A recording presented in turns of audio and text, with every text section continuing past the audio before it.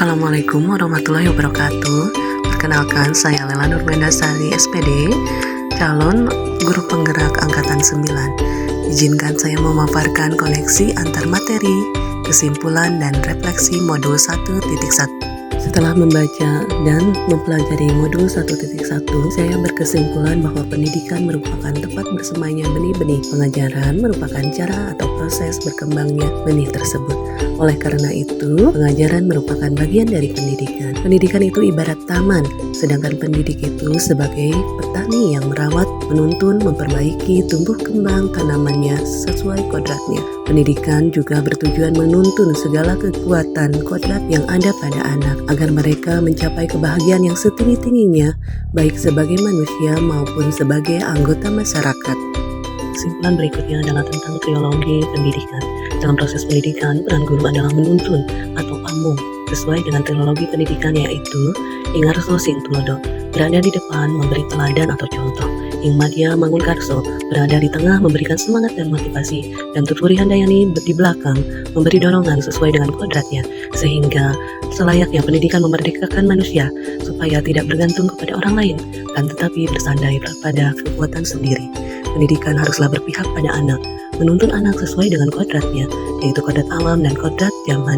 Kodrat alam adalah kodrat lingkungannya, kodrat zaman adalah tuntutan zamannya. Anak bukanlah kertas kosong, namun ada kodratnya samar-samar sejak lahir. Tugas guru adalah menebalkannya, agar anak dapat memperbaiki lakunya untuk menjadi manusia seutuhnya. Dengan menjaga keselarasan kebudayaan dan menanamkan budi pekerti, diharapkan anak dapat mencapai kebahagiaan yang setinggi-tingginya. Apa yang Anda percaya tentang murid dan pembelajaran di kelas sebelum Anda mempelajari modul 1.1? Sebelum saya mempelajari modul 1.1, murid haruslah mendengarkan guru dan hanya menjadi objek pembelajaran, sehingga pembelajaran menjadi teacher center. Yang kedua, guru merupakan satu-satunya sumber informasi dalam menyampaikan materi. Yang ketiga, saya menganggap ketuntasan pembelajaran dilihat dari nilai ketuntasan murid. Biasanya hanya bisa dilihat dari nilai kognitif saja. Apa saja yang berubah dari pemikiran atau perilaku saya setelah mempelajari modul ini? Yang pertama, murid bukan hanya sebagai objek pembelajaran, melainkan sebagai subjek pembelajaran, karena pendidikan harus sesuai dengan kodrat murid dan berpihak pada murid. Yang kedua, guru bukanlah satu-satunya pusat informasi dalam menyampaikan materi, melainkan guru berperan sebagai fasilitator yang menuntun murid menemukan kodratnya. Yang ketiga, pendidikan haruslah menyeluruh, menuntun dan berkolaborasi dengan anak, tidak hanya di aspek kognitif, keterampilan, tetapi juga karakter dan budi pekerti.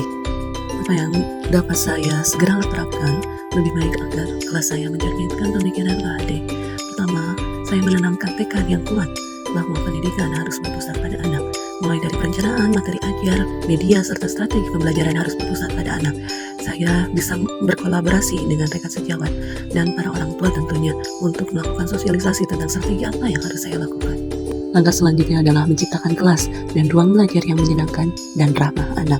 Dimulai dengan menyambut anak dengan ramah, seperti berbaring di depan, memerintah kukunya, menyapa hangat, memberi pelukan, dan sebagainya. Lalu membuat kesepakatan kelas dan melakukan berbagai pembiasaan baik, di mana semuanya melibatkan peran aktif dari murid. Langkah terpenting adalah menuntun anak menemukan kodratnya dengan pendidikan berpusat pada anak.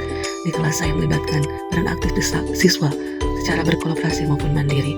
Bagi saya, senyum manis mereka merupakan hal yang terpenting dalam kelas saya. Berpendidikan sesuai dengan kodratnya dan tuntutan zaman. Saya kenalkan pendidikan dengan digital IT.